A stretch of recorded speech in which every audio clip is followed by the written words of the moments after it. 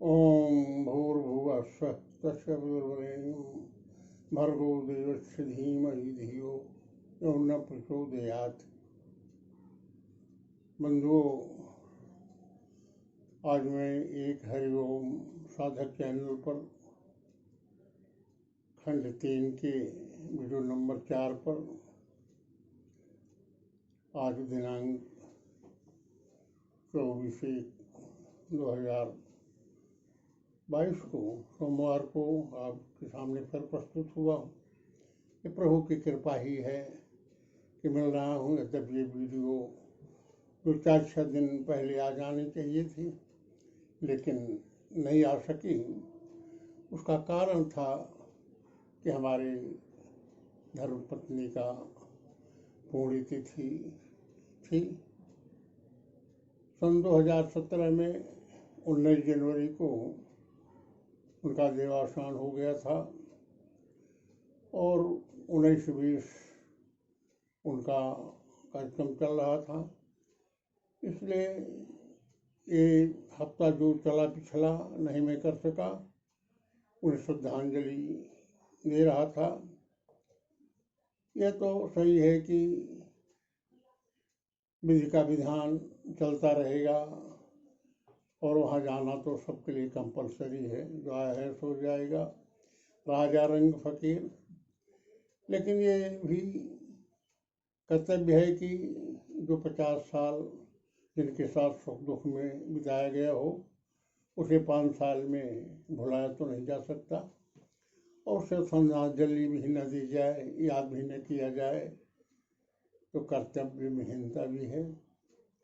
इसलिए मैं उन्हें भावभीनी श्रद्धांजलि दिया और प्रभु से प्रार्थना करता हूँ कि जहाँ भी हो मंगलमय हो, शांति मिले।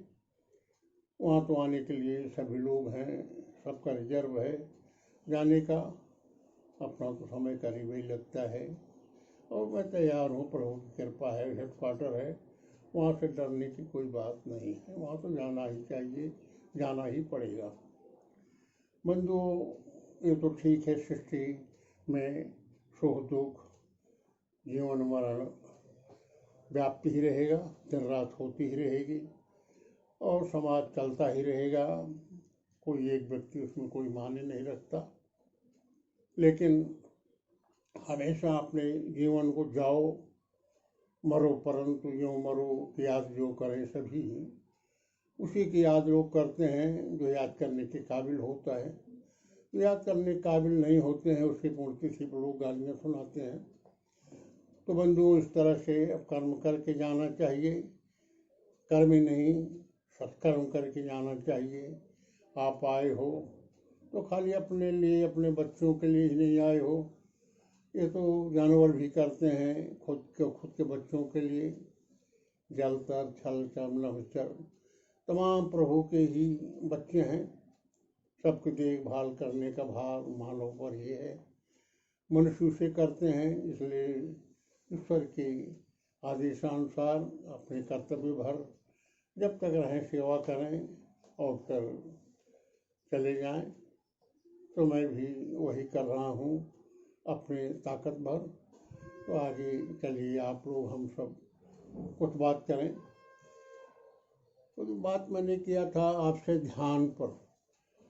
अष्टांग योग में जो आता है उसमें एक है ध्यान। तो ध्यान जो है, धारणा, ये बहुत ही इम्पोर्टेंट चीज़ है। लेकिन ध्यान का मतलब ये नहीं होता है कि आप कहीं आड़े बैठ करके और सांस खींच करके एकांत में बैठ जाएं तो उसे ध्यान कहते हैं। ध्यान का मतलब होता है प्रभु को समर्पण, और परिवार में रह करके उस तरह से ध्यान करके पूर्ण समर्पण कह लेना तो बहुत आसान है। अष्टांग योग आज जब देखेंगे तो देखेंगे तो बहुत सरल है। इसे तो रोजे हम लोग करता रहता हूँ, लेकिन करने जाओगे तो बहुत कठिन है। ध्यान का मतलब है कि हर काम, जो भी आप काम करते हो, ध्यान हटा, दुर्घटना घटी, हर चीज़ आपको ध्यान से करना चाहिए। सोने से शुरू करके जागने तक पूरे दिन भर जो भी आप करिए, खाना खाइए, चलिए फिरिए, काम करिए, ड्यूटी कीजिए, दिनचर्या कीजिए, भजन कीजिए, जो भी करिए ध्यान से ही करिए, तो आपका कार्य सभी सफल होगा। आप अपने समय का उपयोग करेंगे यदि आप अपने काम को ध्यान से करेंगे। ध्यान ऐसी चीज़ है कि आपके जीवन को मंगलमय बनाता है। ध्यान का मतलब है विवेक।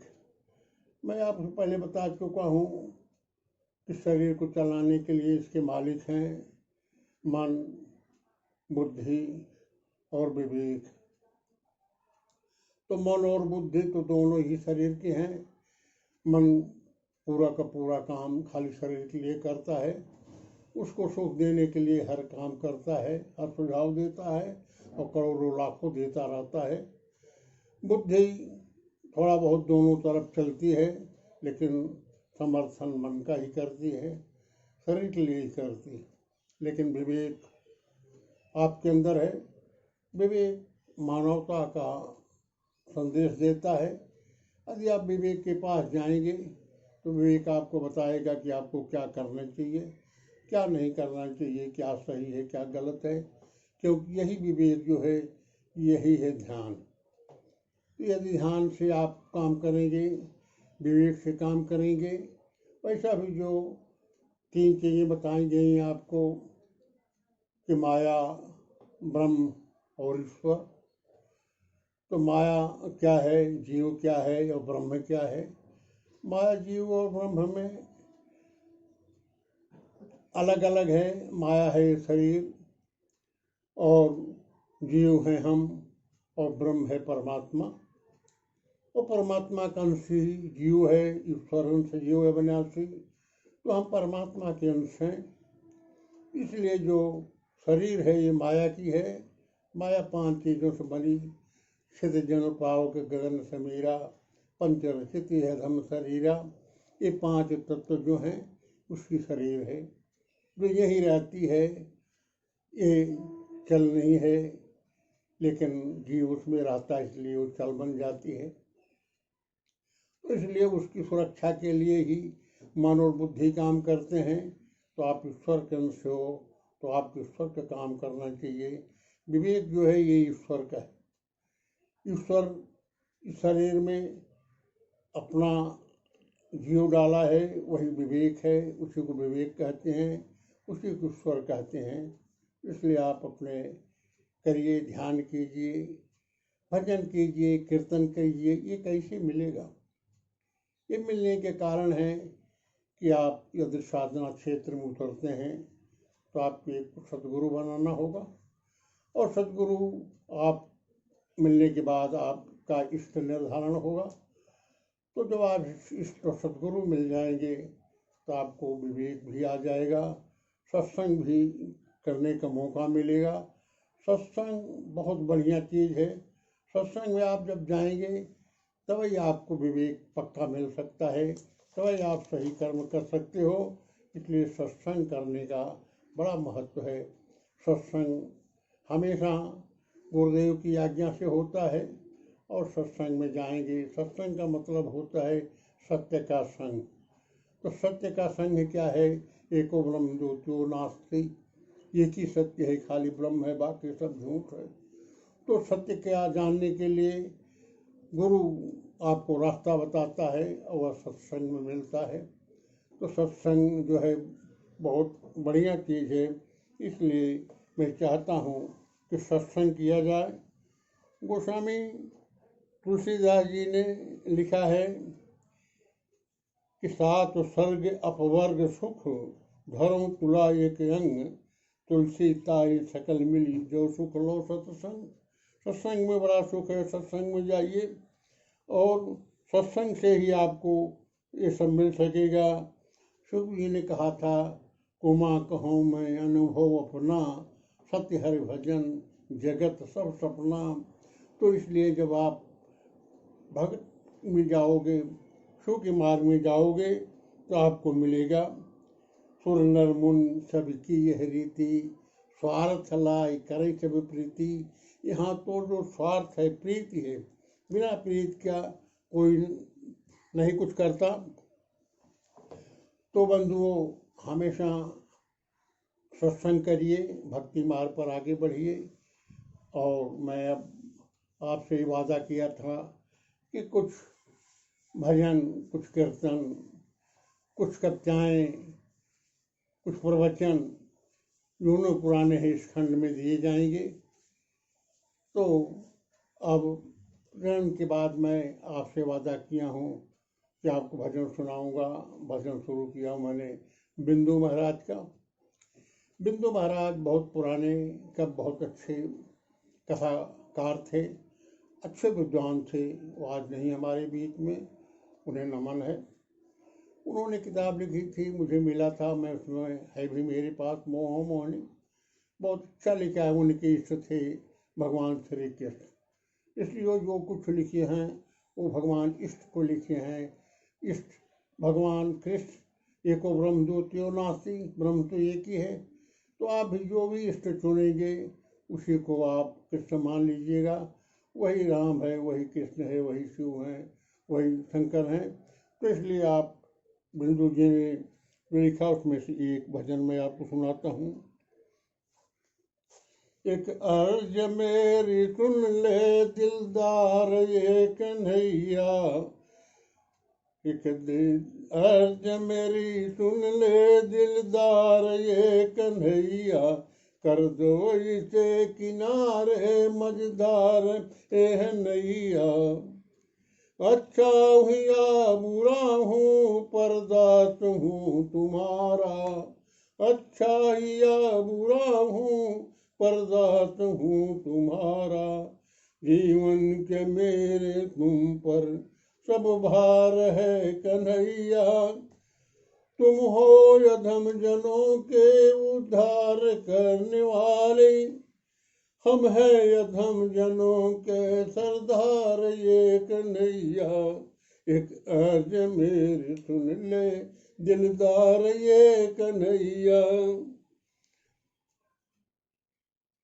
प्रभु की कृपा से ये भजन, बिंदु जी बहुत से भजन हैं, हम आपको सुनाता रहूँगा। लेकिन एक भजन मैं अपने भोले बाबा का आपको सुनाता हूँ, जो मेरे इष्ट हैं। जो भोले बाबा को मन में लगाता रहेगा, तो मन तेरा ये जगमगाता रहेगा।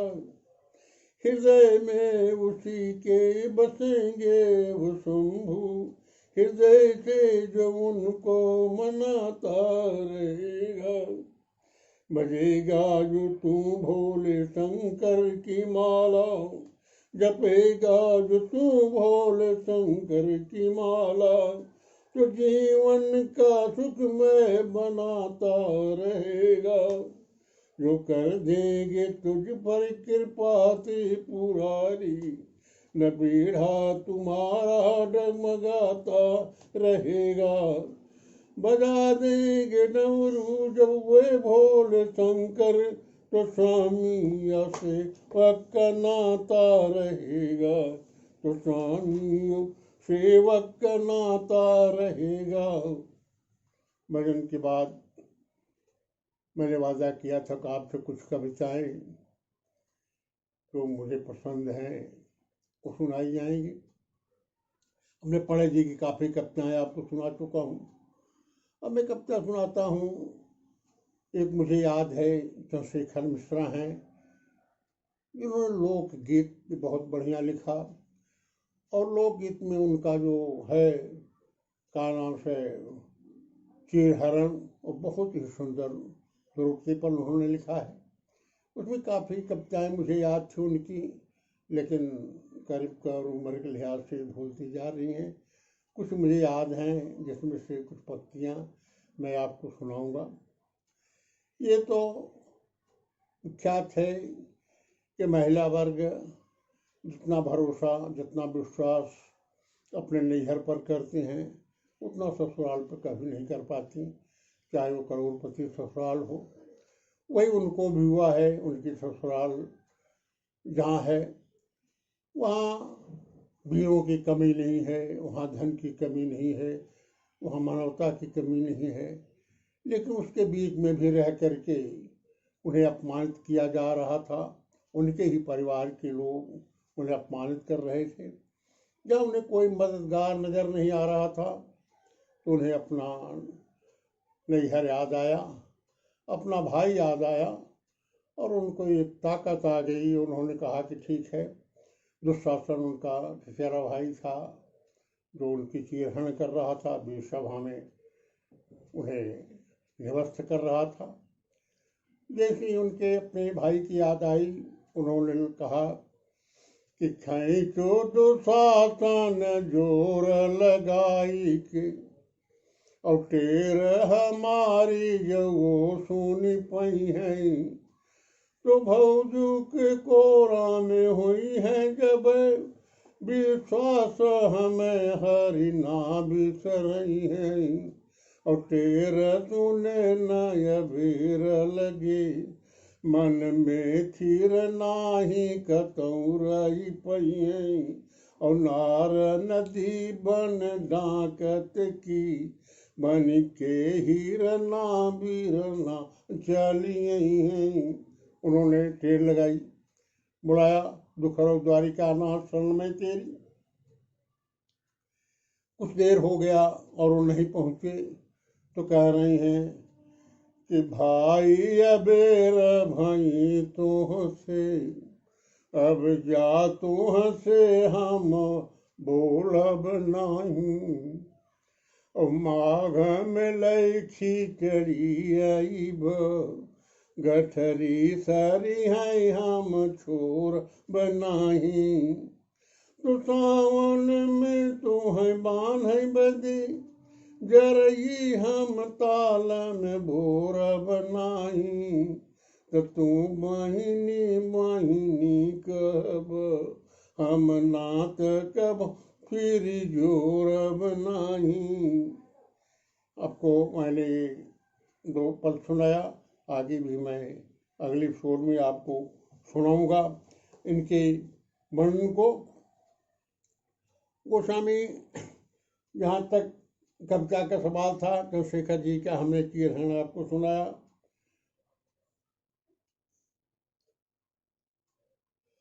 उन्होंने कहा है कि भाव, ईश्वर जहाँ है हर जगह भाव है, तो भाव ही कारण ईशय न स्वर्ण काठ पाषाण, सच्चित आनंद रूप है, व्यापक हैं भगवान, ब्रह्मेशान जनार्दन सारस शेष गणेश, निराकार साकार है सर्वत्व भवेश। अगर द्रौपदी जी ये समझी होती कि भगवान यहाँ भी मौजूद हैं तो तुरंत हो जाता, जिसकी वजह से उनकी सिर से साड़ी हट गई थी। तो उनको जो बुलाने में थोड़ी देर हुई, उसके बारे में भी मैं आपको आगे बताऊंगा। अब आगे मैं आपको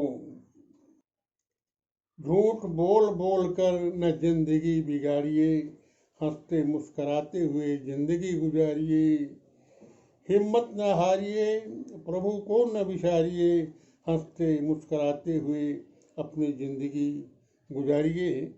यही प्रभु की कृपा है।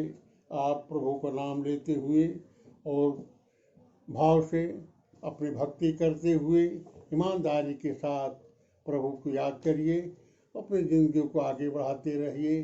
ये वीडियो भी यहीं समाप्त करता हूँ। अगले वीडियो में आपसे प्रभु करेंगे तो फिर मिलूँगा और अपनों से अपनी चर्चा करूँगा। नागेंद्र प्रसाद मिश्र। हरिओम तत्सत।